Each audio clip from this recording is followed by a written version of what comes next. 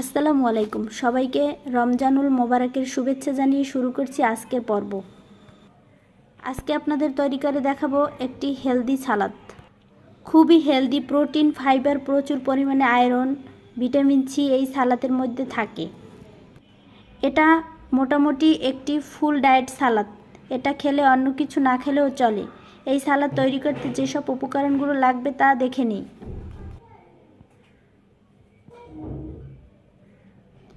আমি এখানে নিয়েছি শসা, ক্যাপসিকাম, টমেটো, কাঁচামরিচ, পেঁয়াজ, ধনেপাতা, লেবু।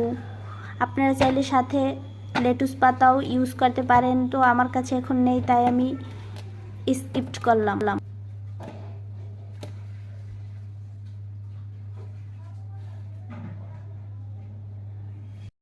শুরুতেই আমি শসা কেটে নিয়েছি।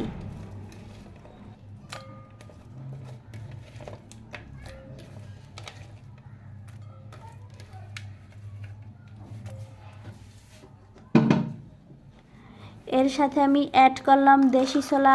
এর সাথে কাবলি ছোলা অ্যাড করলে বেশি ভালো হয়, তো আমার কাছে এখন কাবুলি ছোলা নেই তাই আমি দেশি ছোলা অ্যাড করলাম। ছোলা আমি আগে সিদ্ধ করে নিয়েছি। সাথে অ্যাড করলাম টমেটো কুচি, দিয়ে দিচ্ছি ক্যাপসিকাম, দিয়ে দিলাম কাঁচামরিচ কুচি।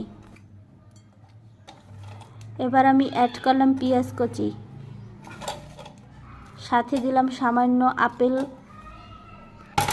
এর সাথে অ্যাড করে নিব ধনেপাতা কুচি,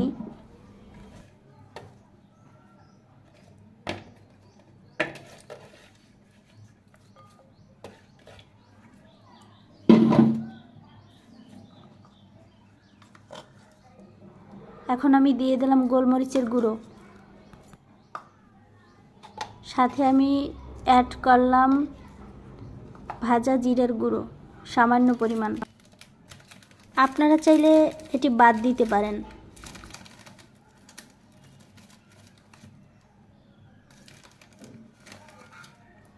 সাথে আমি দিয়ে দিচ্ছি চাট মশলা পরিমাণ মতো।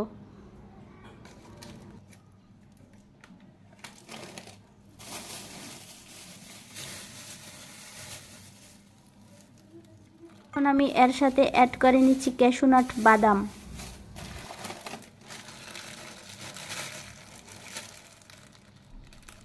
দিয়ে দিচ্ছি কিছু কিশমিশ। এর সাথে আমি অ্যাড করে নিচ্ছি মধু, ব্যালেন্স ঠিক রাখার জন্য। আপনারা চাইলে বাদ দিতে পারেন।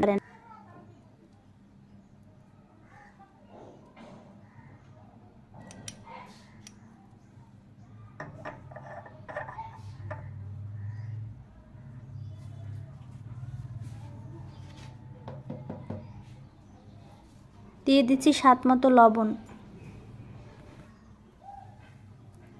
সবার শেষে এখন আমি দিয়ে দেব বাঙালি টুইস্ট, সরিষার তেল। এটি সব ধরনের ভর্তা, ছালাতে দিলে ভালো হয়। বাঙালির প্রিয় সরিষার তেল।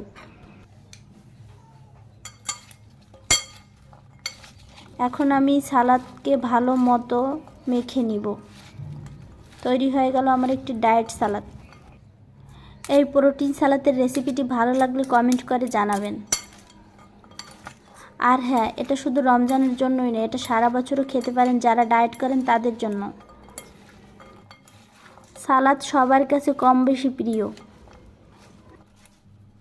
আমরা যদি তৈলাক্ত খাবার না রেখে রমজানের ইফতারে যদি একটা সালাদ আইটেম রাখি তাহলে শরীরের জন্য আরও ভালো হয়।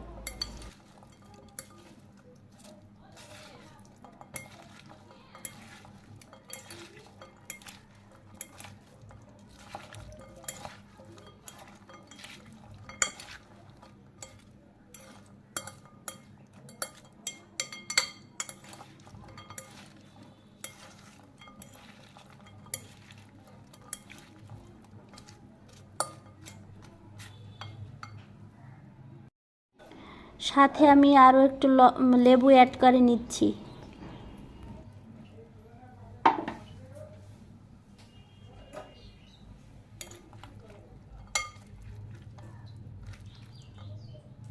রেসিপিটি ভালো লাগলে লাইক শেয়ার করবেন এবং কমেন্ট করে জানাবেন এবং চ্যানেলটি সাবস্ক্রাইব করে পাশে থাকবেন।